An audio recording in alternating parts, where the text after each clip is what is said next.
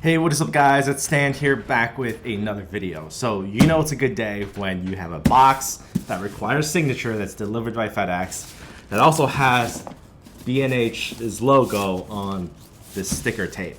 So of course you already know it, you see it in the title. This is going to be a unboxing of the Canon R5 camera. It's finally here.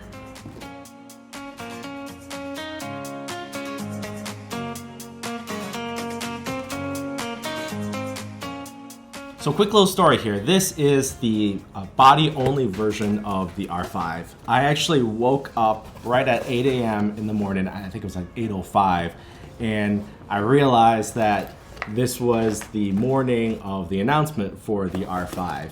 And I actually went to B&H, put in my pre-order before I even looked at the official specs, because that morning we were getting the announcement and the official unveil. I hadn't even looked at the price before I put in my pre-order. So this comes out to be a total of $41.71 after tax. So needless to say, I've been waiting for a very long time for this camera, and I was going to be getting it regardless of the price, regardless of the specs, because I actually sold my Canon EOS R back in late 2019. Right as we were getting rumors of this camera, so I've been waiting for quite a long time. And so this is finally here in my hands. I'm kind of surprised that I even got my hands on the initial order, because the first allotment of the R5 was sold out within hours, and it looks like we're not going to be getting another shipment of these until November. More on this in a little bit. So here it is. This is the R5, and it feels good in the hands. This is, of course, this is my first time holding the R5. I had, as I said, a Canon EOS R for a while, and that was what I initially shot all my videos on. Of course, I'm using the Canon C200 at the moment, but for a long while, the EOS R was my main video camera. Now, first impressions, this camera is slightly bigger than the EOS R, and noticeably so. When I'm holding this right here, the grip is much chunkier. It's a very good feeling, and before on the R, I would have my fingers curled around, but in this one, I can hold the entire camera without having, you can see here, without having my fingers touch this section of the camera. What else? What other initial impressions here? So if you can see here, the on-off button, I noticed, has a little notch here. This is a little different from the EOS R. I guess it's a little easier to turn this thing on and off. Now, let me actually put this camera aside here, see what else we get in the package. You get your normal Canon charger. This is got to be the new battery. This is the battery that has a slightly larger capacity that everyone's been talking about, and as you can see here, this has the little sticker logo on it to show you that it's the newer, higher capacity battery. This battery comes in at 2130 milliamp hours, and it's the same form factor as the other LPE6 batteries. So there's that. Oh, another thing I noticed right off the bat, while you're moving this thing around, you can feel the sensor shifting inside. This is of course got the IBIS now, and you can actually hear it rattling a little bit. Hopefully it's not a defective unit, but this is most likely just normal. In here you have, as you can see, this is the shutter, and the shutter is closed when the unit is powered off. So if we power this thing on, just kidding here, I guess it doesn't have any power. Give me 1 second. Let me grab another battery. As I was saying, the benefit of having an LPE6 is that the form factor is exactly the same, so you can stick in any LPE6 and have it work. And there you go. So as you can see here, this is the 8K sensor that everyone's been talking about. I'm going to be doing a lot of testing of this camera over the next several days, especially the 8K video features of this camera, along with the overheating potential of this camera. You know, there's been a lot of controversy or discussion about how badly does this thing overheat, so I'm going to be doing all sorts of tests on that and giving you my opinions on that. If you want to see those videos, make sure to hit subscribe and hit that bell notification for when that goes live. So what else do I notice right off the bat? Let's see. The camera feels thicker than the EOS R, and that's not necessarily a bad thing. In terms of your ports here, you have the microphone port up top, and the headphone jack is down below. So on the R, you had the headphone jack down here, microphone up here, or actually no, it was flipped around.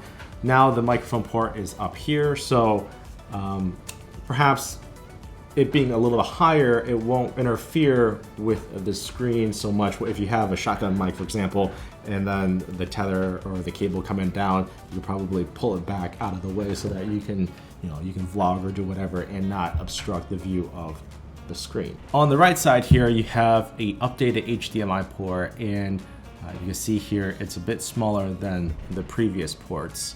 And down here you have, I think this is what they call a flash sync port.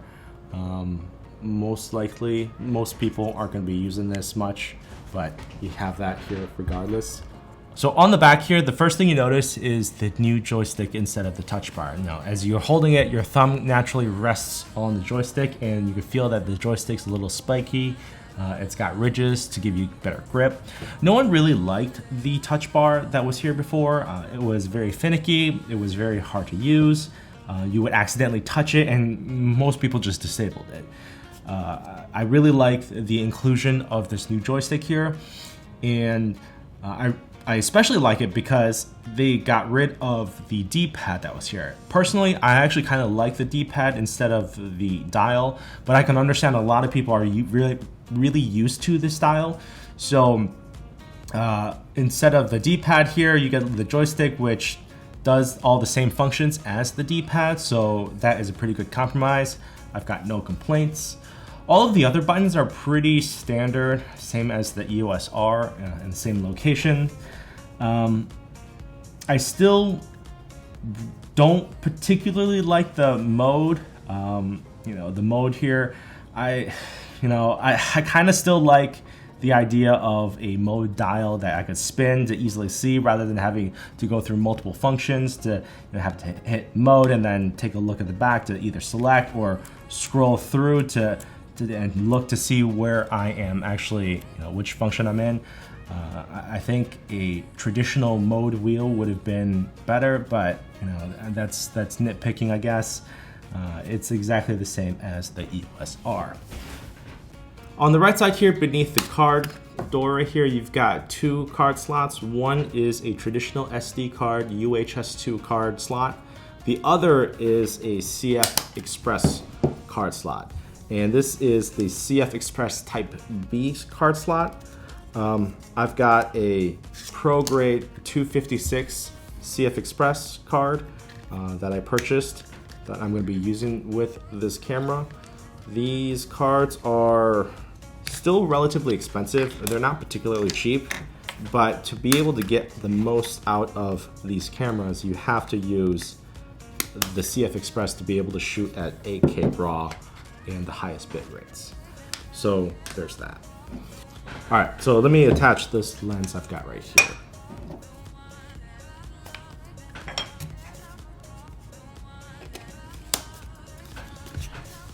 And that's what this camera looks like with the lens attached. So this lens is the 24-70 f2.8 lens. It's not a small lens by any means, but I think it fits this camera pretty well. So yeah, this is just a first look at my initial impressions of the Canon EOS R. I'm going to definitely be doing quite a bit of testing over the next several days and putting the camera through its paces. I actually read an article at Canon Rumors about the R5 here. It talked about the overheating and what Canon was doing to try to alleviate or try to improve the performance before it overheat. Clearly, we're going to be getting some kind of firmware updates in the near future. But they also said that there aren't going to be any more shipments of these cameras until November. Considering that they sold out within hours on the very first day and they're not going to get any more shipments until November, that's a very, very, very long time. I mean, this is currently July, right? July, August, September, October, November. So are they working on some kind of hardware upgrade? There going to be a recall? You know, that's a very long time before a second batch of shipment comes out, even with the whole COVID and whatever situation. So we'll just have to see what Canon decides to do eventually. So anyway, if you want to see more videos of the R5, make sure to hit that like button and make sure to subscribe on your way out and ring that bell notification for when videos go live. I'll see you guys in the next one.